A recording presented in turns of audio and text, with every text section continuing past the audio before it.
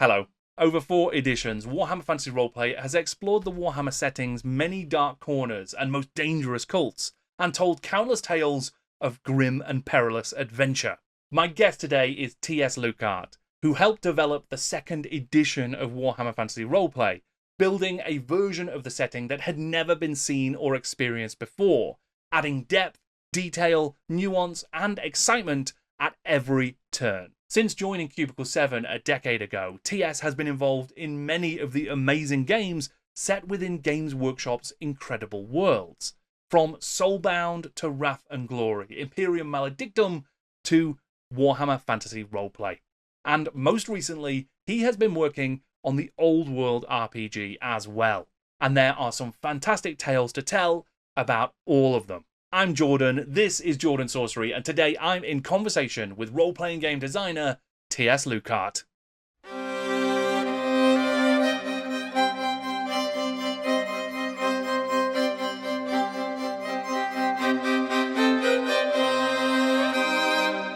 TS, thank you so much for joining me. We're going to talk about your career working in role-playing games, in particular on Warhammer Fantasy Roleplay. You've worked on a couple of different editions and done loads of cool stuff, but I guess I'd like to start just by understanding a bit about the beginning of your journey. So when did you become a gamer?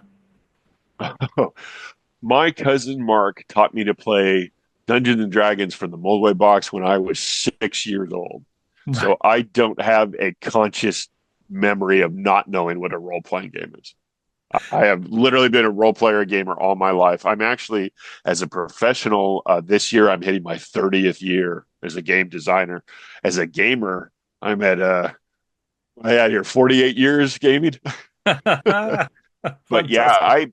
my history runs through a lot of gaming history. So I grew up in San Diego, but up and down, I'm a Californian, very much to my core.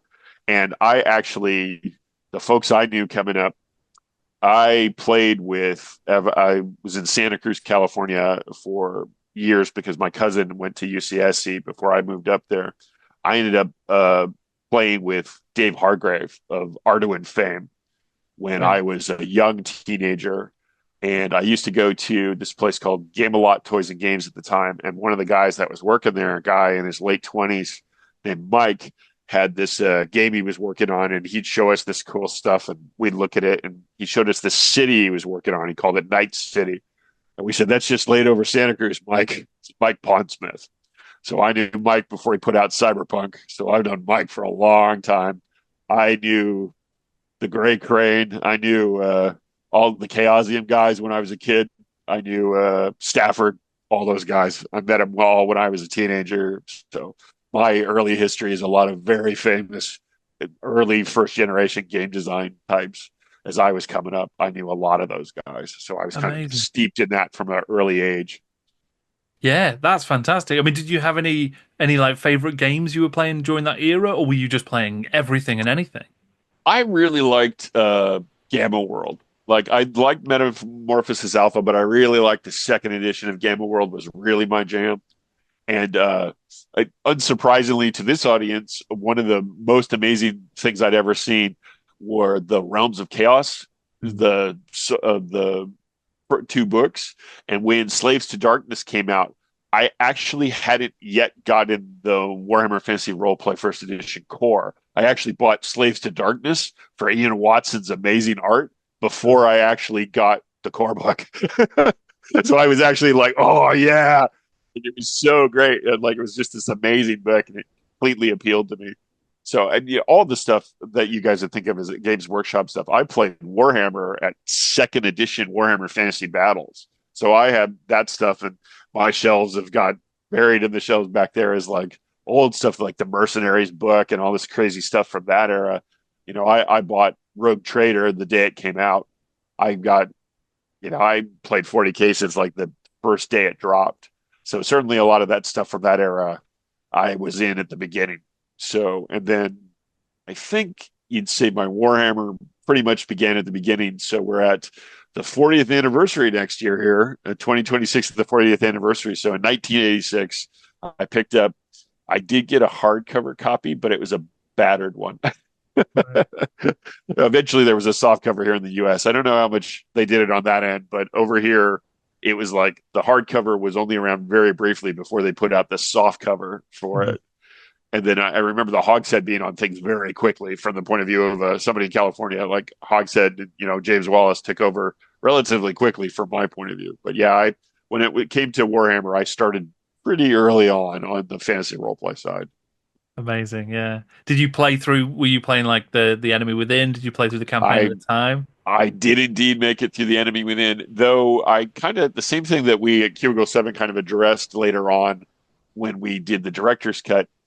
It definitely felt pretty weird to do something Ronin and Kislev.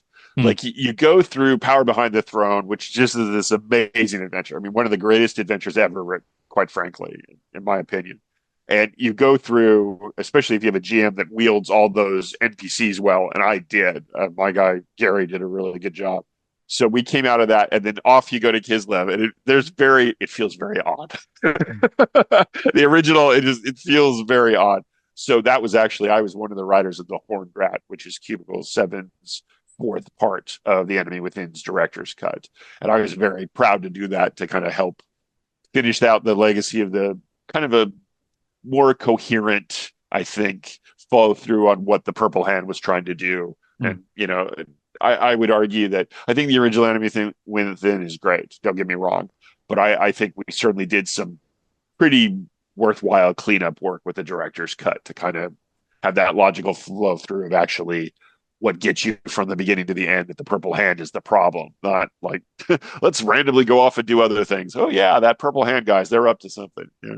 Yeah, So yeah, because that original campaign sort of suffered a little bit from what was happening within Games Workshop and like yeah. how products were being developed and the changes to the Flame publishing and all that sort of stuff, Yeah. didn't it? And certainly, and I know you, even on some of your interview with him, Graham spoke to some of the difficulties that were going on Mm, at the time, that there was definitely different forces that were pushing different directions. yeah, Yeah, it's interesting that the history of Games Workshop is as much a history of the different managing groups and the sure. different philosophies that have come over the years. And having worked with a couple of different ones over the years, it's very different. I like the present guys. The present guys love IP. The present folks are great. They really love the IP. I gotta say, it always surprises me. Online people talk about Games Workshop, and it's fascinating to me to read some of the stuff that people say, like just the raging anger, like, "Oh, Games Workshop's just out for my money," or "They did this," or "They did that," and I'm like, they're just not the people I know at Games Workshop. They love their world so much. They care so much about this stuff that I'm just like, there's just a disconnect there Mm. between the folks that are like, oh, they're all about money, and like how much they love the things they do and try to make them the best they can. And I'm not, for all of you, I'm not necessarily defending Games Workshop, or I'm not speaking to anything that you guys say, well, I have this problem and that problem. I'm just saying that the folks that I know at Games Workshop absolutely love this IP. And when you guys say like, oh, they don't care, oh, yes, they do. They care a lot. So it's one of Sure. those things. Well, I mean, I suppose let's loop in there to the Yeah, sure. beginning of your professional career then. So when did you actually start professionally writing RPGs? I started in the late 90s, and at first I was doing stuff for free from Usenet, which tells you before the modern internet as you would know it, I did Usenet. It's funny, very early on, I did a couple of things that did really well that I just did for fun. One was my now friend, but I certainly didn't know him. John Wick did his original Seventh Sea. Like these days, the updated Seventh Seas available from Chaosium and all that, but this is the first pass on Seventh Sea.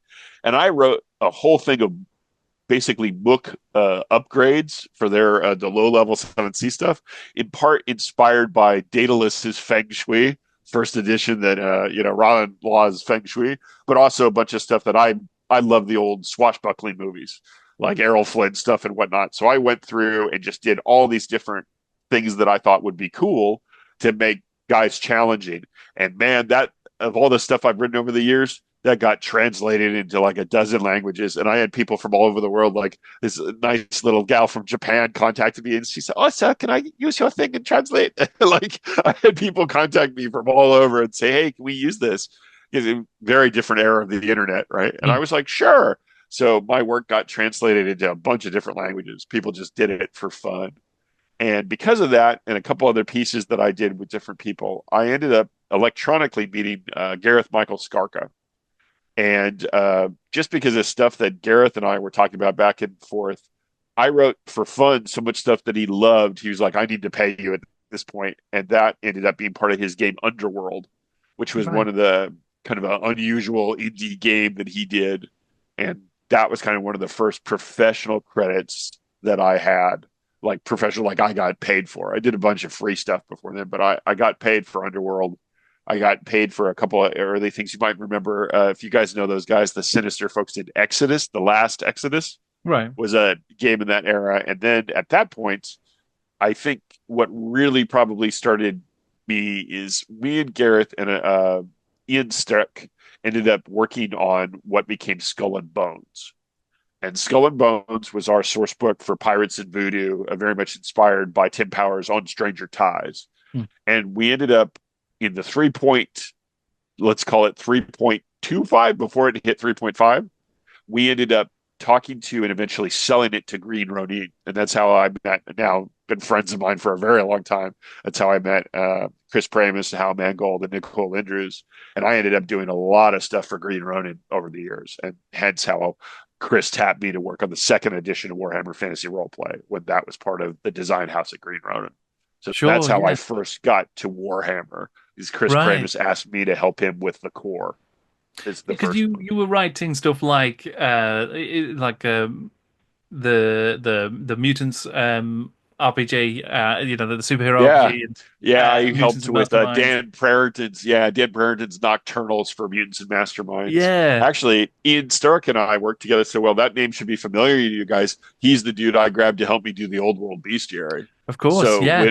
when Pramus gave me full, like, do whatever you want TS, I came up with the design for how the Old World Bestiary would work. I grabbed Ian because he and I had worked together really well on Skull and Bones. And we actually went on to do a really fun get. We did Chris Goss as the Red Star, which was Right. a fantastic comic that I keep hoping Goss will get back around to. But he's designed lightsabers and he's gone a different direction. But I did the source book for that, which he loved.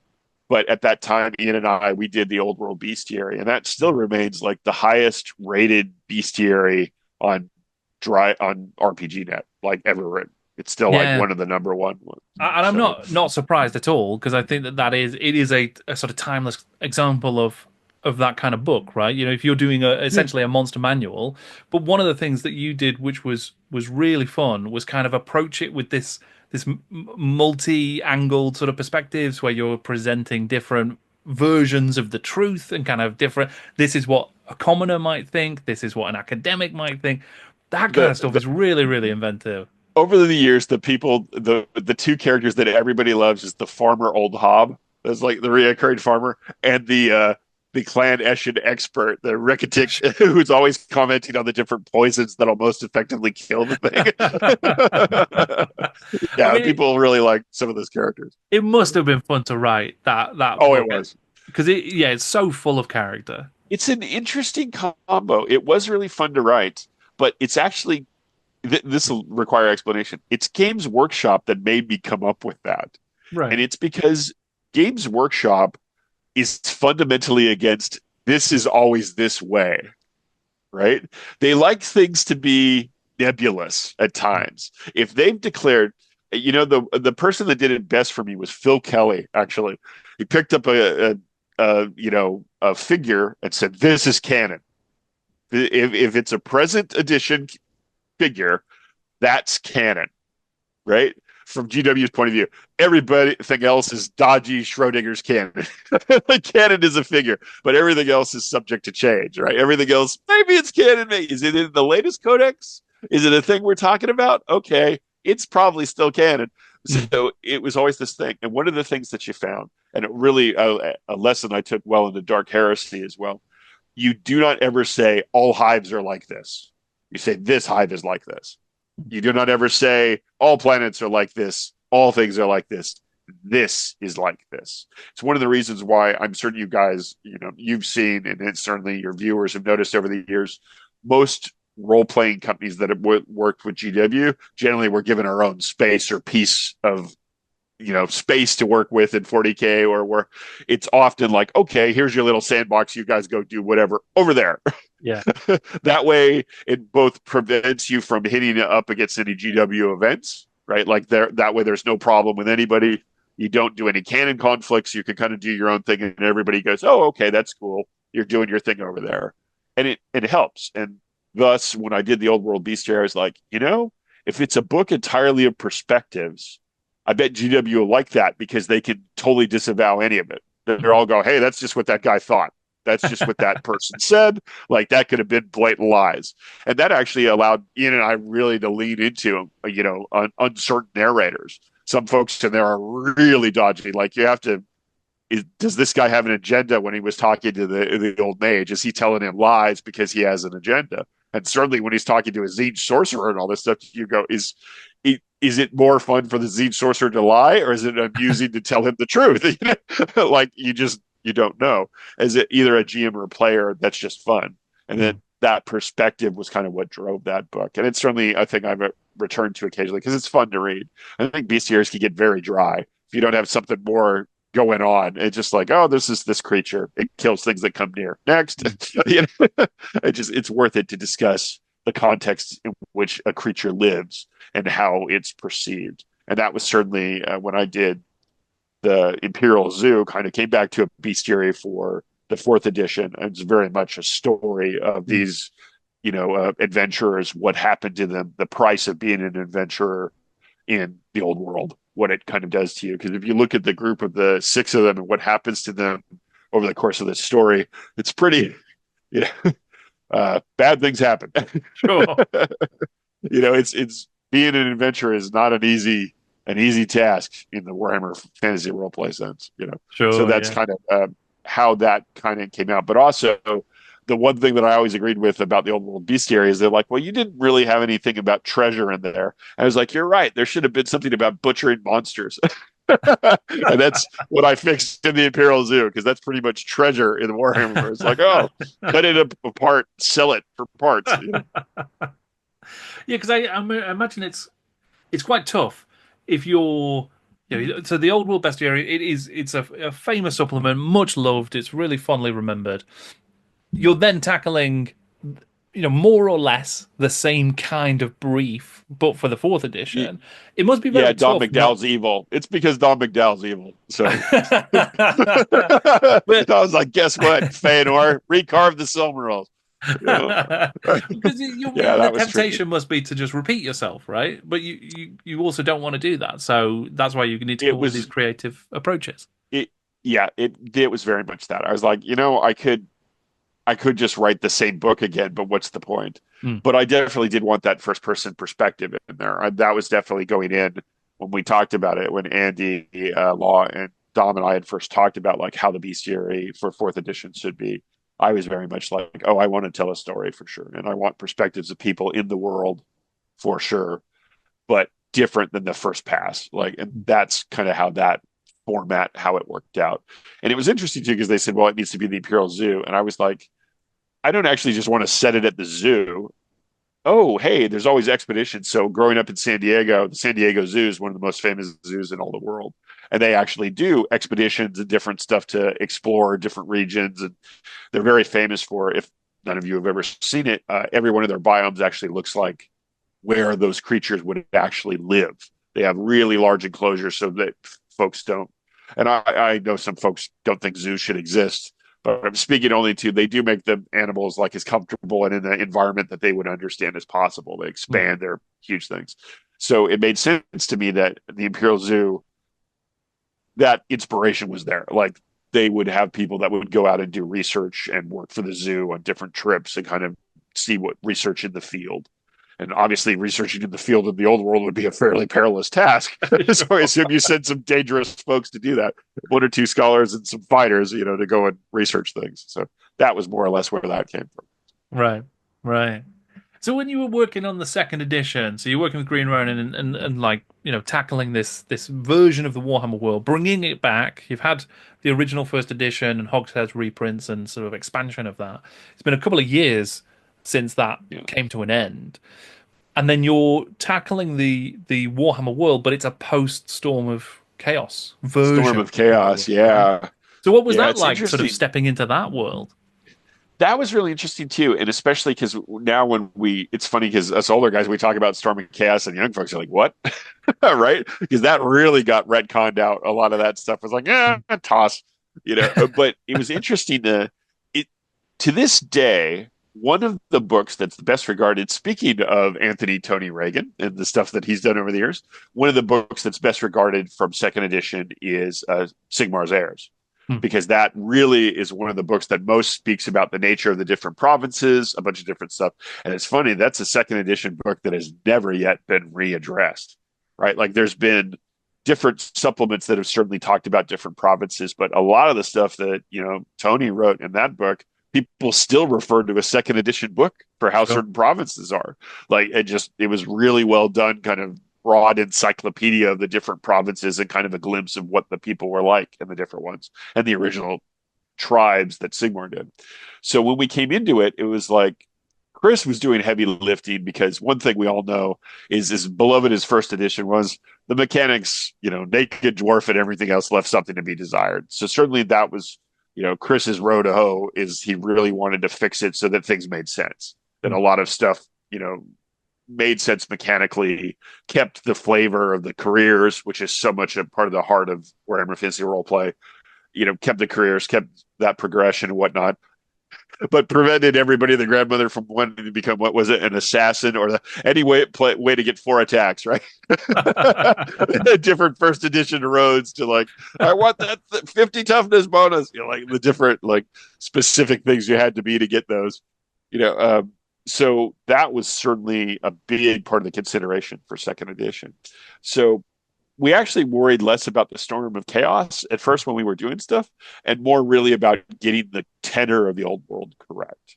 I would say that was actually one of really uh, whenever Chris and I talked about it, whenever he had me do things, that was really the biggest charge that he ever put on me, is to get the tenor of stuff correct, like make it feel like the old world. Like as we'd all sit and kind of figure, like, okay, what does the old world feel like?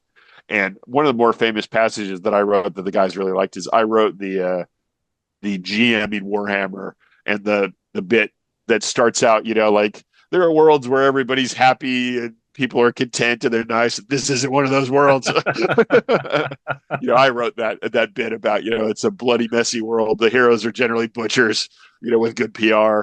It's not, it's not a happy-go-lucky D&D world. Mind you, not all D&D worlds are happy-go-lucky. Not saying that at all, but it's definitely, definitely closer to Athos than, say, the Forgotten Realms. It's, a far darker world for sure. And that was something I think we really wanted to convey, that like, the kind of legendary designer Greg Stolze actually gave me the greatest pitch for a game I worked on ever. I always credit him because it's so good. This is Stolze's pitch for Warhammer Fantasy Roleplay. I would rather have my spleen torn forth by the forces of chaos than spend one more day behind this goddamn mule. Is basically, and it really is, ultimately that is kind of Warhammer Fantasy Roleplay's thing. You are this, effectively you are somebody that had this life, that was doing this stuff, and you're like, this life is not enough. I need to get out of this life. I need to make more money. I need to do something else than this horrible thing that I'm doing. And it always kind of implied that there was enough social mobility in the empire that you could do such a thing. Like that nobody was going to force you back to your job. But it was always that, I think we really kind of addressed that a bit, is people like, well, once you're really going, you're kind of an adventurer. And that was certainly in fourth edition, like the between adventures and all that was really kind of to readdress that folks actually do have a career, that the world kind of wants you to do your job. Like you are defying the gravity of things by wanting to go and do other stuff. Everybody else would rather you just go do your job and go back to being a cog within the system. So I think that has always been there. And that was certainly, Pramus and I grappled with it early in second edition, is, but it was really Chris Moore getting things into alignment to be like, okay, this is a good game to play and Mm. has darker aspects to it than Dungeons and Dragons, basically. Yeah, A yeah, lived-in world is, I think, the thing we all say a lot, right? Grim and perilous is the Eevee, but it's a lived-in world. It feels its scars and its age. yeah. Completely, yeah, absolutely. And that does set it apart from the sort of, the higher fantasy settings that you often see in many RPGs. Oh, It sure. gives it the unique grit of the Warhammer world for role playing is very much I built out of that. I think one of the biggest, and there's a lot that we could point out, obviously. I actually think the biggest thing, I've thought about it a lot, is the very minimal ablative hit points in wounds that Warhammer's already always addressed. Mm. Because really, in D&D, and the funny thing is that even in the OSR stuff, which I really enjoy, like all these things going on these days in RPGs, like so many choices, and yet there is a real thing with many of them. I'm fine, I'm fine, I'm fine, I'm dead. It's so much the hit point thing. Oh, you hit zero. Well, now you're dead. Or wait, no OSR, it's like now you're dead. In the more modern D&D, you're like, oh, now you're making death saves. Now you're probably unconscious. But it's definitely like, I'm good to go, good to go, good to go. Wham. Mm. Right. I actually think one of the things we should all emulate, and we haven't really done this yet either. I think one of the best things is actually hero clicks, that you Right. have certain abilities, right? And then certain guys, as you get closer to take it out, you get a surge or whatnot. Like Hero Clicks is closer to how we perceive these stories, right? Sure. Like, get on your feet, boy, one more time. Like, I Yeah. wonder if that's not worth addressing. But as it is, we kind of went, okay, Warhammer Fantasy Roleplay is always gone, okay, ablative hit points.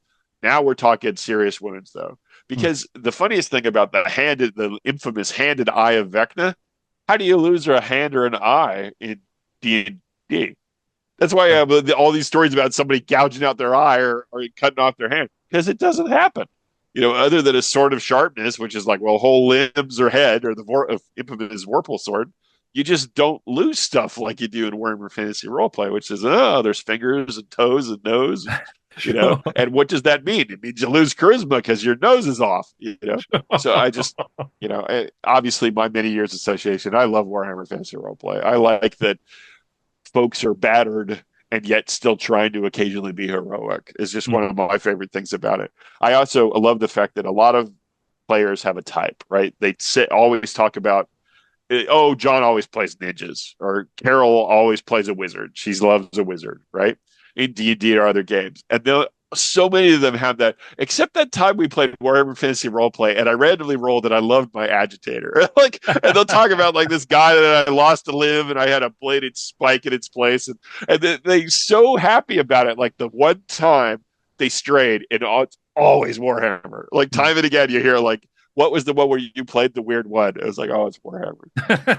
A friend of mine, Gail, she loved her rat catcher so much, and she was like small but vicious dog. But I can have like dogs that were ratters, right? And we were like, sure. So her dog was a corgi, but corgis are herders and ratters. She's like, she had her small but vicious dog was a corgi, and everybody was like, aren't they cute? She's like, mine's not. So they were talking like she had the ugliest corgi possible. But that, Warhammer Fantasy Roleplay, it kind of engenders those stories, like people talking about loving this, all these other great heroes they've played, and then their one battered, beaten up character that they still love because it Yeah. was Warhammer. They managed to do these things despite being battered and beaten up and having lost their ring finger on their left hand from, a rabid goblin. Sure. Yes, because Warhammer Fantasy Roleplay very much, it is about underdogs, and it's charming characters, but in a, because they're kind of winning in the sense that they are, like you say, beaten and battered, and that makes you love them more than if they were just the shining heroes that you do see in some games. Yep, shanking them for their comper. Sure. Yeah. Yeah, well, it's definitely that game too. I've said this before. I think the heroism in Warhammer Fantasy Roleplay feels so much truer when it happens, because they really are kind of often morally gray characters. There's no alignment system. There's no judgments, but what you say your character will do. Hmm. And those moments when these hard bit, show me the money types, I'll go, this little girl's been kidnapped and there's nobody else. There's nobody but us. It's like that amazing moment from Daredevil. Matt goes to get the kid because nobody else is going to get the kid. We have this legendary hallway fight. But to me, the most powerful thing about the hallway fight isn't just like how amazing it is to watch this huge continuous fight.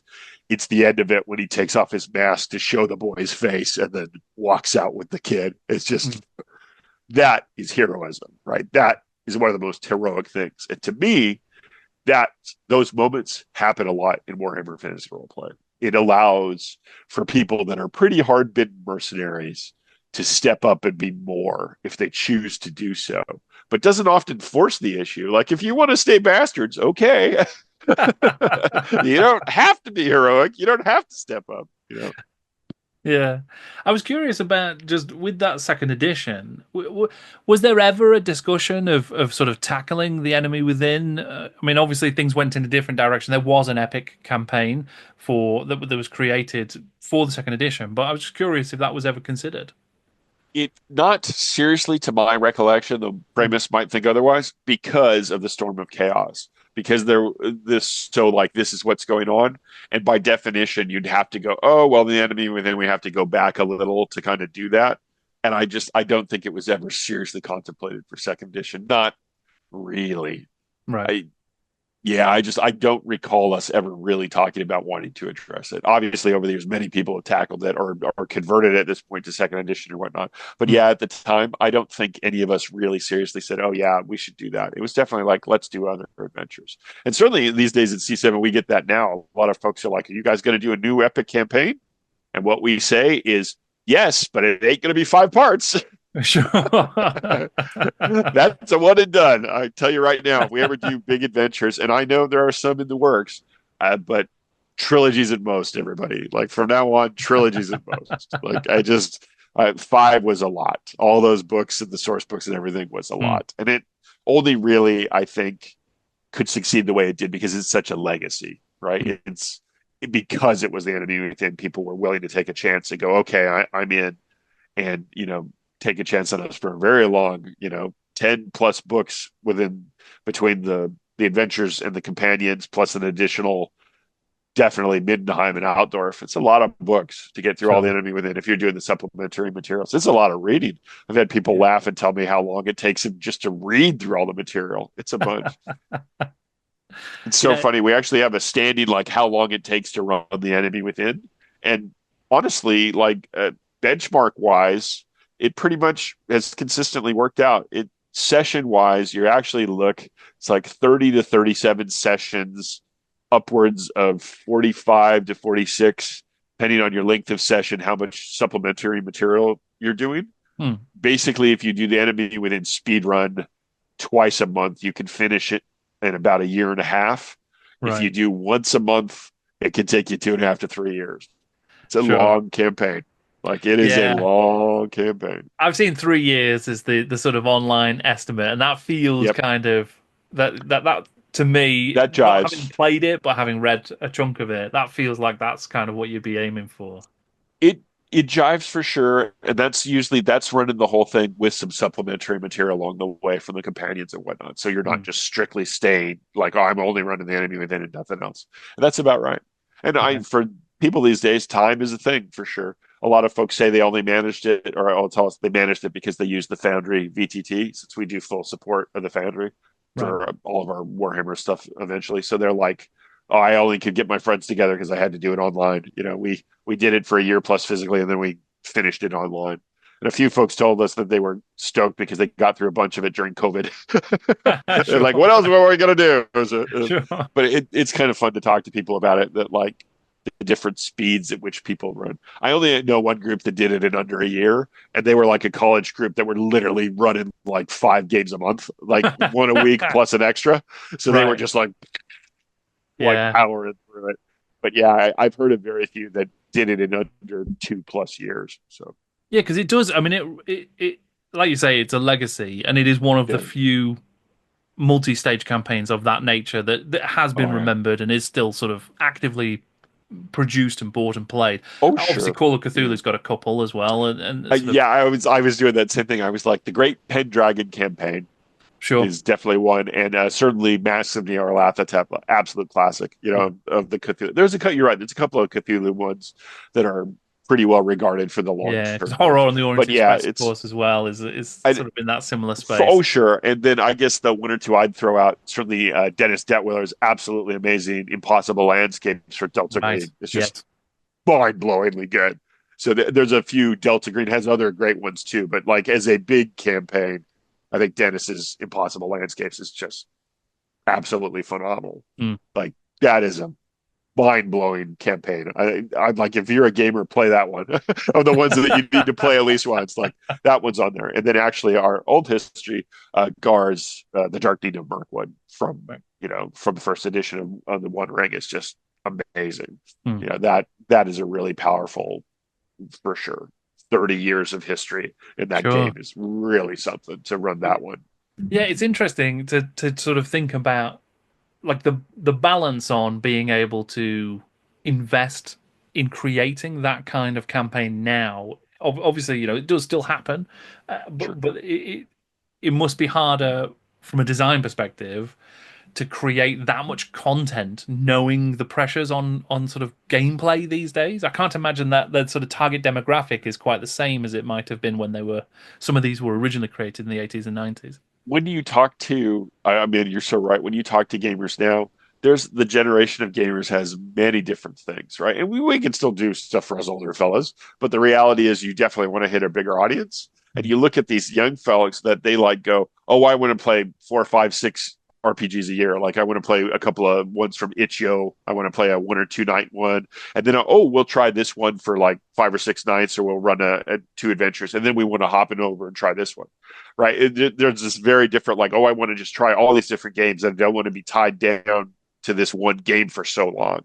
And that definitely is there now. That Mm. some folks are like, well, which means they're going to be less interested in a really long campaign. If their entire take is, no, we like to hop around and try different things, they're going to be way more interested in a campaign that can go 5, 6 plus nights and then be done.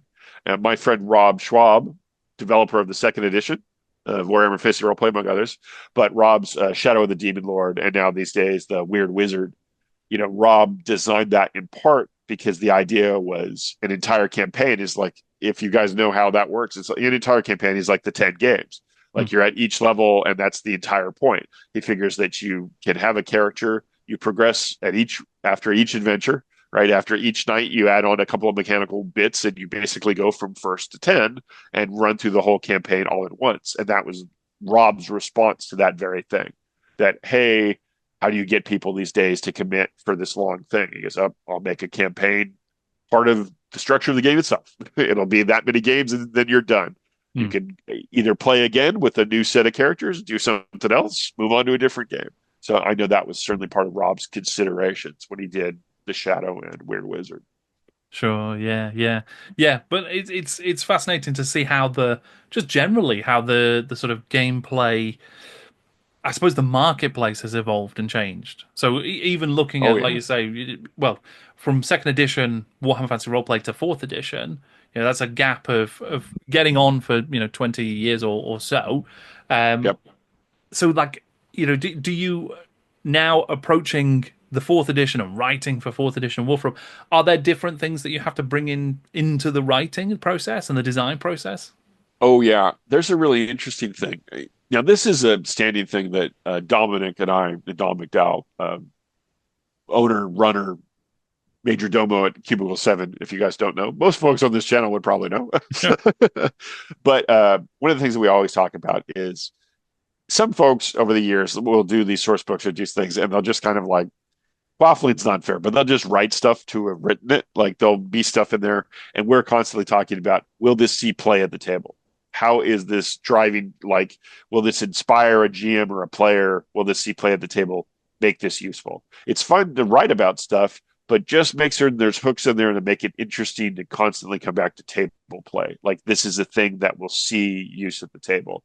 And we weren't always that way at the beginning of my career. There was a little bit more exposition sometimes and just, hey, watch me write this cool stuff. And I've certainly in my own career tried to get away from that. Like there were things I wrote back in the day that had, read this aloud sections. It's embarrassing to look at them now. They're just like a 2-page read aloud screed. Like these days, I go for 2 or 3 sentences in an adventure. If I write something that's read aloud, I literally, maybe only at the intro very beginning, it's Hmm. usually like 2 or 3 sentences in any given section. I just get you into gameplay. Do not read at them. They're there to play a role playing game. Like get them into the action always. Like let the players interact with what's going on. They're not just Hmm. watching it, they're part of it. And I see that the arguments that some people, it's like, oh, they should be the center of the world and everything going on. I don't always believe that. Certainly, the Imperium Maledictum, the entire point is, no, you're a freaking cog. You're an expendable one at that. Like, you don't want to feel like you're the center of that. They're the center of the world. But the world will very much move on without you. Thank you. Hmm. But you do want that sense that, like, okay, but the things I'm doing matter within my sphere, Sure. right? I am causing some, and certainly if you're working for the Inquisition, sometimes little things can indeed decide the fate of a world. So then you're kind of playing with different stakes if your faction is specifically the Inquisition, which the big Inquisition source books we have coming out for Imperium Maledictum later this year address for sure that you're playing at a different level. Quick marketing plug there. I'm very proud of Imperial Maledictum. That was like 2+ years of my life writing that core. So I put a lot into I did Dark Heresy back in the day. So it was Hmm. really interesting for me to come back and kind of my spiritual redo of Imperial Maledictum is definitely my spiritual retake on Dark Heresy. Like, Right. so yes, you can work for the Inquisition, but also it'll be really cool over the years as we put out the different source books and you work for the different factions because it just gives you a very different perspective on an adventure depending on which faction you're working for. I mean, Imperium Maledictum kind of feels closer to Warhammer Fantasy Roleplay in the 40k universe in a way as well, doesn't it? It's kind of It definitely has that feel a bit. yeah, It's yeah, funny. But I think that kind of addresses your question. But that is one of the big challenges in the modern RPG is don't write stuff that people can Google search in 5 minutes. hmm, One of the big things that's really now is, when I wrote this original stuff, I had these long discussions with John French, who is still with us, and Alan Bly, who is deeply missed. And I had these threads, like it was before SMS and you and I talking and everything. Alan and I have like 90 and 100 email threads of like emailing back and forth because it was before any of this stuff existed. So we had these huge things where we go back and forth and talk about stuff and think about like, well, how would this framed and whatnot? And there's so much knowledge in Dark Heresy. And that's when folks read and they go, holy crap, this book's full of lore. Yeah, because there wasn't as much lore at that time, guys. Now hmm. you have tens of thousands of hours of guys to watch on YouTube that have all these lore takes that can tell you all this stuff. Well, guess where they're all getting that lore? I mean, there's a lot of those guys quoting stuff I wrote for Dark Heresy, for Imperium Maledictum, for different stuff over the years, and that's fine. Like, I really like a lot of those guys. I especially like Arbiter Ian. Actually, there's other guys, but I think Ian's great. But obviously, there's a bunch of folks that are constantly telling us all this lore from the Black Library and all that. None of that existed when we did Dark Heresy. You guys got to understand that, like, that was the beginning of all that stuff. So we really needed to put a lot more lore facing stuff into things. So now, while we do put lore, we really have to think about it because is this lore that literally they will be able? I only have 300 word space in this page, 300 to 400 words. Literally, somebody goes, this topic, plug it into Google or whatever. Oh, look, 10,000 words, 10 wiki pages, a dozen YouTube videos. Okay. So knowing that in the back of my head, that anybody can do that, it then becomes incumbent upon me to write something interesting that's new or reflective to what they can find out. Hmm. So it needs to be relatively useful to topic and hopefully spins it in a way that it's interesting or new that they can't just get off the internet and a dozen other places. Admittedly, that new thing I wrote will be on the internet a couple of months after it comes out, if not within a week. But but that's the point, right? As we work on this stuff, that is kind of the reality, right? That Hmm. these things will be spun up and whatnot. I'll tell you, doing research for me for the Imperial Zoo is tricky because when I go to look up stuff on beasts and Warhammer history, what I read is stuff I wrote. Of course, yeah. You're like, oh crap, can't plagiarize myself. Yeah. Well, because that So must be that's quite always fun. a rewarding aspect of having worked in these worlds for so long as well. Is It like you say, is. there's a time because obviously Warhammer Fantasy Roleplay in its first edition was hugely influential in creating the deep lore of the Warhammer world that was continued into the second edition and so on and so forth as the worlds have grown. So seeing your own material and ideas that you had, and like you say, it might have been in a 300 word section of the book, and you just had to dash off. Okay, well, I need a cool little thing to mention here. Now it's Yeah, like there's there's all of this stuff hanging around it in the oh wider yeah. world.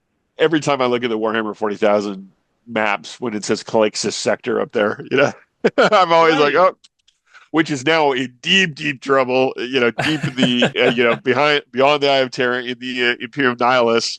Yeah, the poison chalice of Calixis runneth over. I actually, funny, we actually did pitch when we were doing Imperium Maledictum, like, hey, do I ever go back and say what happened to the Calixis sector?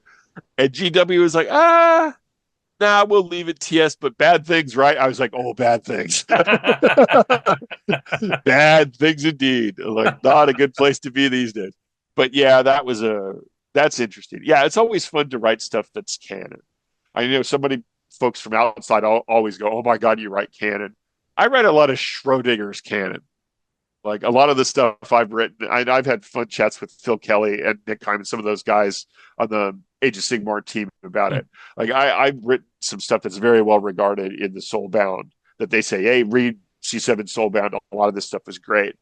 And updating stuff has been really interesting. Like whenever you see the maps of actually like, Bright Spear and all these things that I helped create are always there out on the, the western part of the Great Parch. It's always fun to see the stuff on the Great Parch that I know that I detailed or filled out. So that's been fun at the ongoing stuff that with the Age of Sigmar line. It's been pretty neat. So yeah, you're right. It's fun to have written stuff that people are inspired by or take. It's always one of my favorite things is when people show up with figures they've painted based on stuff I created. That's always a blast. Like different characters and whatnot in 40K or whatnot. Like once we described specifically said, oh, this is what these guys look like, and then somebody shows up with those painted figures.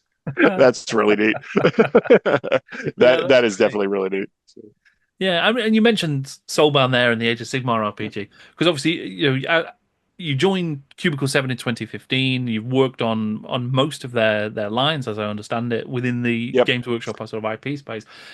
I imagine it's quite different working on Age of Sigmar to WFRP because it seems like there's more scope to kind of create brand new stuff. Is that I fair to say?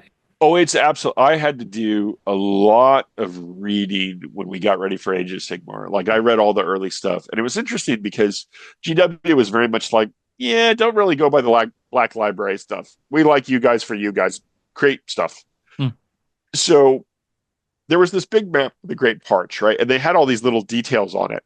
And that was actually some of the funniest conversations that I had with Phil Kelly because I'd send him these notes and I'm like, do you know what any of these things are? And they were like, nope, pitch. They just let the cartographers like go off and make stuff like early on. So I actually got into this pretty fun freehand with them where I go, okay, I've read all the sources. Nobody knows what this is. Here's two pitches for what I think that might be. And I literally just went down the list of everything. Like, here's two pitches for that, a pitch for that, for a pitch. And they loved it. They'd go down the list and go, that's great. That's great. Yes to that. No to that, because we've got this going on. Yes to that.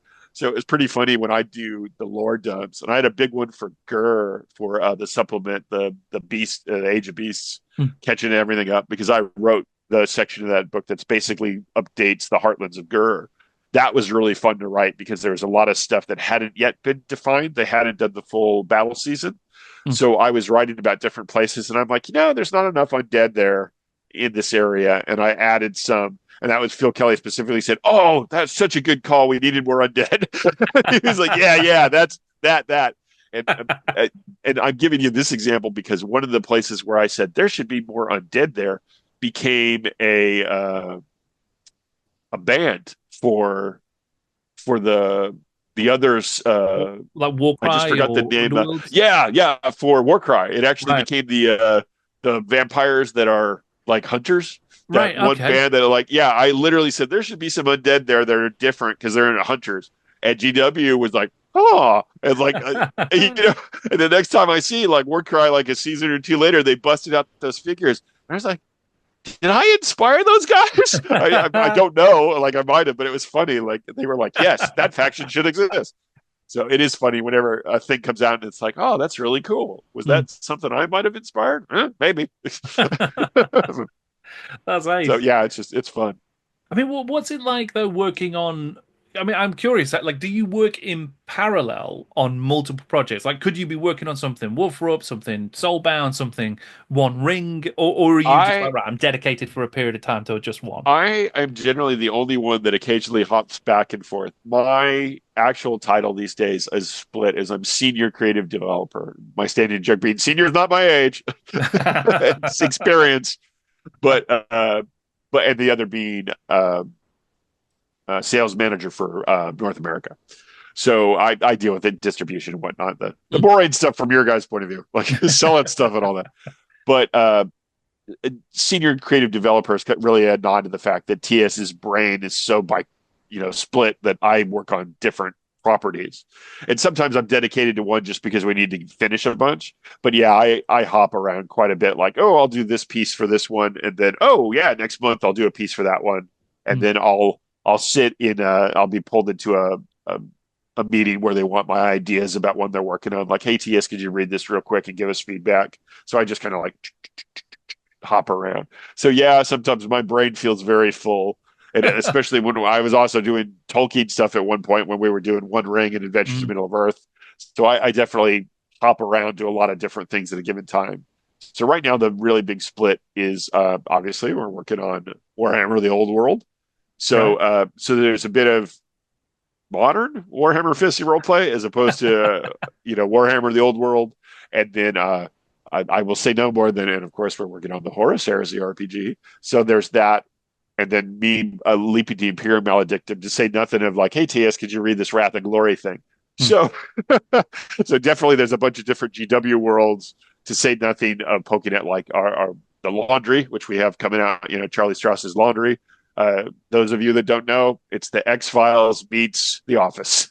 It's the easy pitch for the Laundry, and that is very different than any of the Games Workshop properties. In fact, as a line, we're excited for everybody to see it because even it looks different for us, right? There's a certain way that our different lines look, right? And certainly within the Warhammer sphere, they have a look to them. Like each Mm. line has its own, like approved, like this is going to look like this.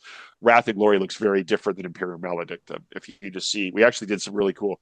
If you just see the same picture, Sam Manley did this great series of pictures. It was the same picture, but what it would look like if it was in Wrath and Glory as opposed to Imperium Right. Maledictum. That's So fun. it really, oh yeah, it was really neat. It's just like it's that different take on no, it has a very different way that it appears. So and certainly that's going to be true. You should, if we do our jobs correctly, when Warhammer the Old World comes out, and I know we've shown off a couple of pictures that folks have seen, but you should definitely have a sense that, like, when you look at a Warhammer Fantasy Roleplay picture and you look at a Warhammer the Old World picture, while there will be a faint similarity, you'll be like, oh, these are definite, these are different. Mm. The different way they're done, different style, different, like, okay, these are definitely different. If I was to give you guys an easy pitch, I'd see Warhammer Fantasy Roleplay is a bit more like Osprey, the more realistic depictions from the Osprey books, when Right. they used to like to do the military, get them all correct. I think a lot of the stuff from Warhammer, the forthcoming Warhammer, the Old World role playing game, will definitely give you guys a like, oh, that's what that person might actually look like. It's Mm. not that cartoonish or realized. It's like, oh, these look like actual people, right? Not that more caricature that kind of goes on in the WFRP stuff. Like there's a lot more like that's actually what a dwarf looks like. Like the musculature and all that was done very accurately. Not that having been said, they did a real good job to make the dwarves look really cool in the dwarf book Sure. for a Warhammer Fantasy Roleplay. But you know what I mean? It's just a Sure. different artistic depiction of what the thing looks like. And part of Yeah. that's branding, right? Part is certainly branding. Like you want each thing to look like it's part of the branding. Mm.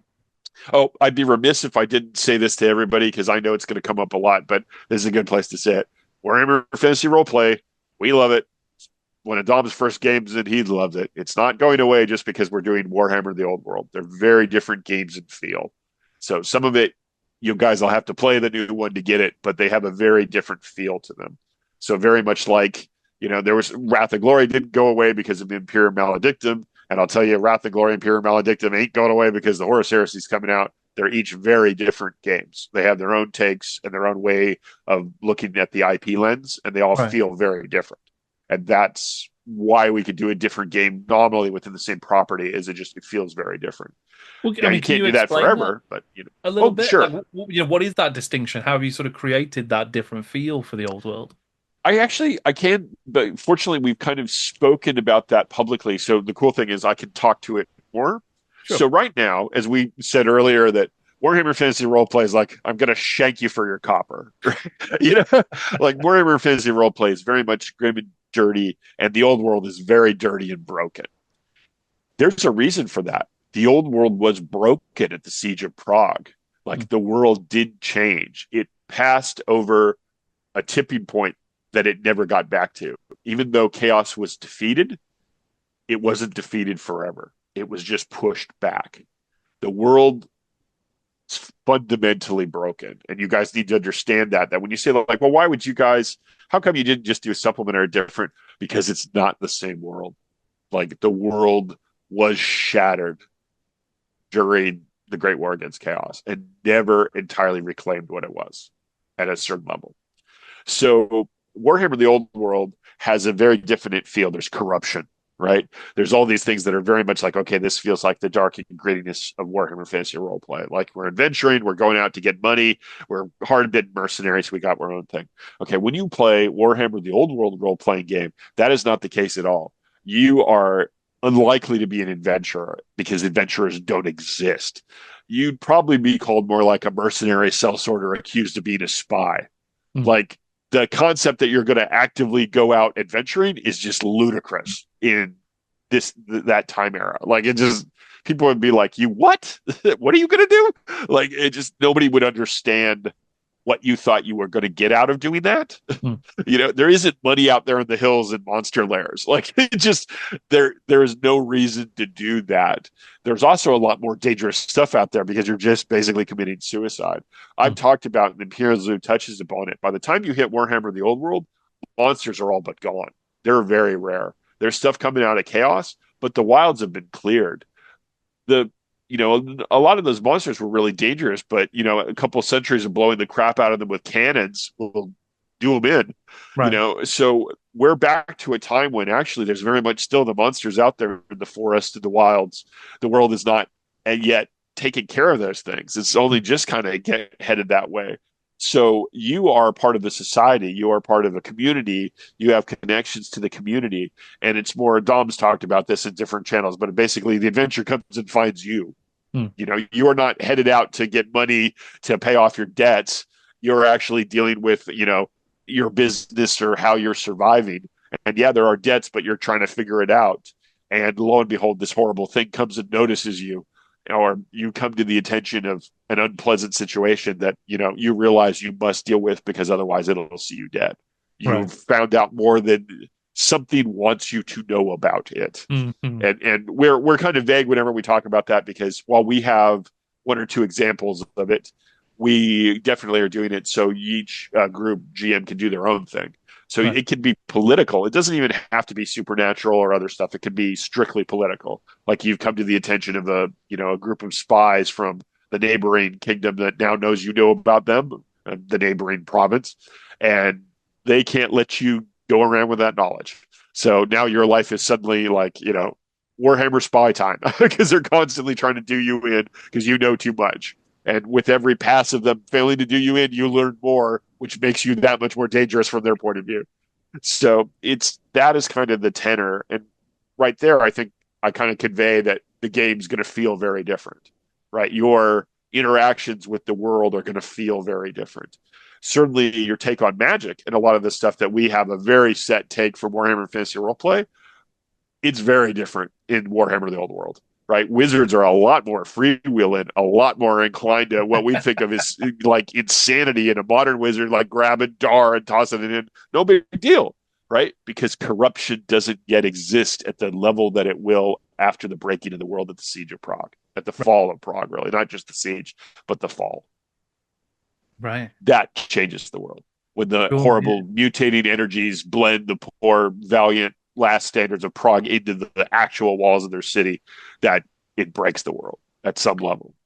That's really super interesting. Yeah, because you're kind of it's not quite a golden age, right? But it's before the beginning of the end, I suppose. It sounds Yeah, like. we call it a complacent age. It's Right. Okay. definitely like there are still folks out doing their hardcore stuff. There's fights and all these things going on. The interesting thing that I've told people is, for a long time, and I'm certain you guys, everybody will laugh. You'll laugh too. It's grim and perilous has always been Warhammer Fantasy Roleplay thing, right? And then we kind of called grim and treacherous as Imperium Maledictum. It's got that. Well, we actually say the old world. It's grim and glorious is Warhammer the old world. It's still a time when people did believe in heroes. Bretonia at Games Workshop is at pains to point this out. Bretonia actually is its hype in this era. Bretonia is the shining city on the hill Mm, that they are, and the peasants are actually happy to be peasants in Bretonia. right. Like as against our thinking is that would be like you got to be kidding. There's these oppressed. No, they actually are happy about their job. They don't think they're oppressed. They think they're a fundamental part of upholding these noble warriors that go forth and do honorable things. Like Right. they're happy with their lot at this era, right? And they are. It's not like crazy BS that comforts the high levels in Bretonia. It's true at this particular era, at the old world era. It's true.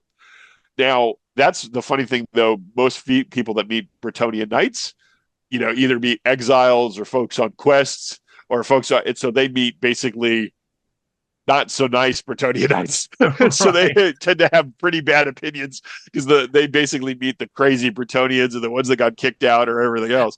So, Right. they don't actually meet the cream of the crop very often. And when they do, the cream of the crop is in the midst of a crusade and they're Mm. kind of passing through on the way to someplace else. So they don't stay and chat very long. They kind of meet these noble guys very briefly, find out that they actually do pay well when they request the stuff from the fields instead of looting them. And they're like, oh boy, those guys seem very noble, and then off they go. But you just got that one brief glimpse of them as opposed to, Schwarzy, the guy that regularly drinks himself unconscious and sings about the glory days of Bretonia, so, who's your conception of what a Bretonian knight's actually like? Old drunkard. So That's great. it's a very different take, and that Yeah. is this era. That's kind of these things are going on. So I think folks are really digging. I actually think even folks that love Warhammer Fantasy Roleplay, as long as we're crystal clear with you guys, your beloved game's not going away. Supplements will keep coming. Lots of stuff still coming down the line. Next year, it's the 40th anniversary of Warhammer Fantasy Roleplay. All Sure. kinds of good stuff coming. So we do not have any intentions of it going anywhere. The one thing that I do have to address that always comes up, and you kind of asked me, so it does matter. I do see a thing on Rat Catchers Guild that everybody else everybody says, sure, sure. But whenever you add on a line, that's less time for you to work on any given thing. That's a fair cop. It's true. I can only split my brain so much. It is true. There's only so much I can do at a given thing, but we have some fantastic game designers. We're bringing up new folks that really have the chops that we brought into C7 and said, this guy has got it.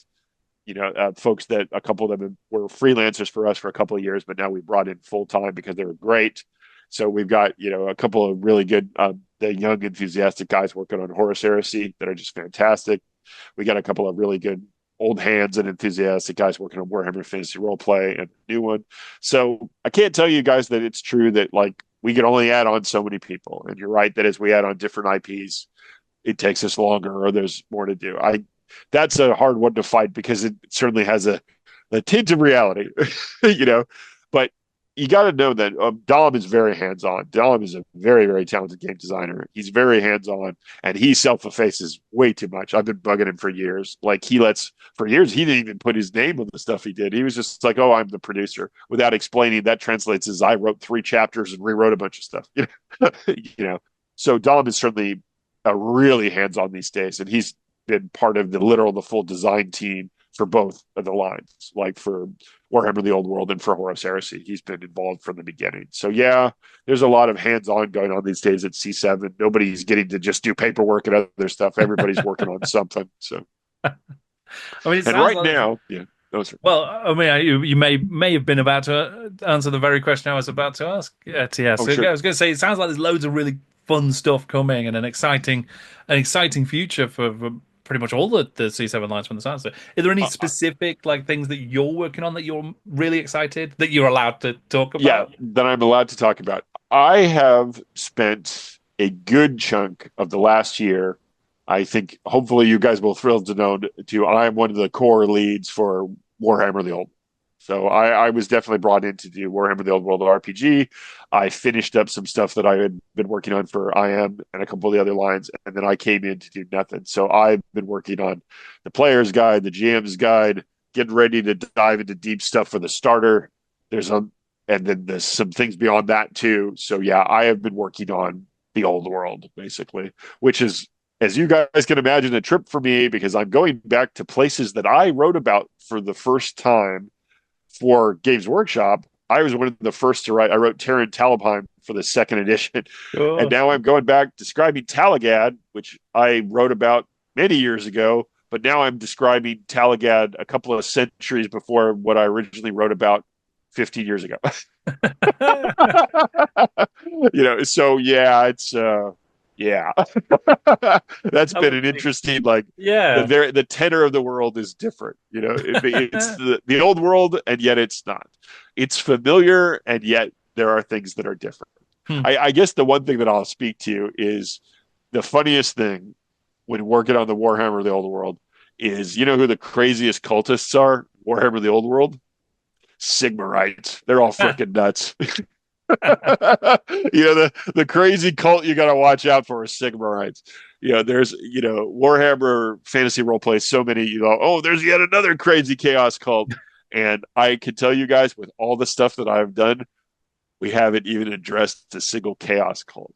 They don't Wow. really exist in this. There's a few, Hmm. but they do not exist in this era the way they do in Warhammer Fantasy Roleplay. They just don't exist in the old world as yet. There Yeah. are weird societies that are up to stuff that give them 40 years and they'll be chaos cultists, right? There are guys that are studying stuff, but they don't realize the peril, right? There are folks that are looking into things, but because corruption isn't as strong too, because the world isn't yet cracked enough, they're relatively safe. They're not suddenly going gibberish and falling unless they, are studying a chunk of warpstone that they put in their study and they're not a halfling, right? That they're, regularly poking at. They're likely to be okay. And obviously, that is not going to be the case after the Great War Against Chaos. Sure. But we're not there yet. That's for where the Warhammer the Old World starts. That is canonically 26, 27 years in the future, canonically. Um, So yeah, we're definitely as it kind of as you pointed out earlier, Jordan. It's not a golden age; it's the anarchy. So a lot of folks are like, "Hey, all the different stuff is at loggerheads," but there isn't any big threat from most people's point of view at this time. They're actually things are okay. They dealt with the vampire counts. Vampires aren't a problem anymore. They dealt with, they're like chaos. That's a problem the northern guys have to deal with when the raiders come in off the Sea of Claws and attack the Hmm. northern villages. Like they don't think of chaos as this big overwhelming threat that we're all going to deal with within the empire. It's a very different mindset. And I think a lot of Warhammer players will dig it. They'll get it really quickly. They're just like, oh, they just don't know some of these things. Their take on stuff is very different. Yeah, goblins are a problem. They're in the forest and stuff, but orcs, they're down in the Badlands. That's not really orcs. They're not a problem. Not Hmm. really. They're somebody will deal with it at the border. They just have a very different. They know they're dangerous because Solent, the province, was destroyed by orcs and goblins Sure. 4 or 5 centuries ago. So, like yeah, it happened way back when. So yeah, it's a complacent age for sure, and it colors how people's perception of the old world is at this time. Hmm. And players being players, they'll be the first to see behind the curtain. Characters they'll see behind the curtain and go, "Oh crap, a lot more is going on than we think." And that's kind of Sure. the danger of the glory of that PC glow. You get to know what's going on when nobody else does. Fantastic. I mean, it sounds super exciting. I can't wait. And I mean, I don't suppose you know any sort of more concrete dates on these kinds of things. When we might be seeing the I old world hit do. shelves. I do know some more concrete dates. Which ones can I tell you? I will tell you that Warhammer the Old World is physically releasing next year, but the pre-orders will indeed happen this year. So they'll happen later in the year, but the idea is that they will definitely happen this year with the physical release next year. Obviously, with next year being the 40th anniversary of Warhammer Fantasy Roleplay, all things Warhammer Fantasy will get a look in from us and from GW too. They're excited. They know it's an anniversary, so they've been really enthusiastic about it too. So yeah, certainly we'll have some new bells and whistles that haven't been announced yet coming out next year for Warhammer Fantasy Roleplay, and obviously the big release for Warhammer: The Old World in physical will happen next year. So I will. I don't think Dom will yell at me too much. I'll commit to telling you guys the first half of next year should see the physical release of Warhammer Fantasy Amazing. Roleplay. So that is, I think that's safe. And the second half, we'll see Horus Heresy, but that's kind of my my internal guess for where we're at and all the different work and play testing and stuff going on. I think next year we'll have a lot of stuff from us that everybody's going to be super excited about. Not that we don't have a lot of still really. Everybody's very excited. I know we just announced Lords of Stone and Steel has just gone up for pre-order here, which is kind of the GM book for the Dwarf Player's Guide. You guys know the Elf book's out. We haven't told you about the Elf GM book yet, but it's coming. So very much as Lords of Stone and Steel is compared with the Dwarf book, there is a title that'll be to the Elf book, to the Elf handbook. So yeah, there's stuff, and also obviously I told you guys it's not a secret, but Marienburg is coming. So there's stuff. And Yeah, very much looking forward immediacy, to that. if I guess this sets this interview at a very specific point. Death Steps Light Fingers comes out very soon here in June. So that one is physically coming very soon. So it is. In fact, I don't have to knock. It's already in the warehouse. Things are. So yeah, it will come out in a timely fashion. So that is coming. Amazing. Amazing. Well, TS, it's been absolutely awesome to chat to you. Thank you so much for Yeah, spending the time and sharing those stories and all those yeah, insights. absolutely. Thanks for the opportunity. It's fun. I'm mostly in the equivalent writing cave here. I only get to see people a few times a year in the flesh or talk to people, so it's always nice to hear what people are up to and looking forward to. So, Brilliant. Well, thank you so much. cheers. Massive thanks to TS for joining me. Such a fantastic guest. So many amazing stories. It was a real pleasure to speak. Thank you so much. If you would like to support my work as a Warhammer historian, researching the development history of these amazing games and interviewing the people who made them, please consider checking out my Patreon, where you can get access to early and exclusive content, research articles, and lots more. Every little bit of support helps, and I am incredibly grateful for anything you are able to offer. Thank you once again to TS. Thank you for joining us. I'm Jordan, and this is In Conversation with Jordan Sorcery.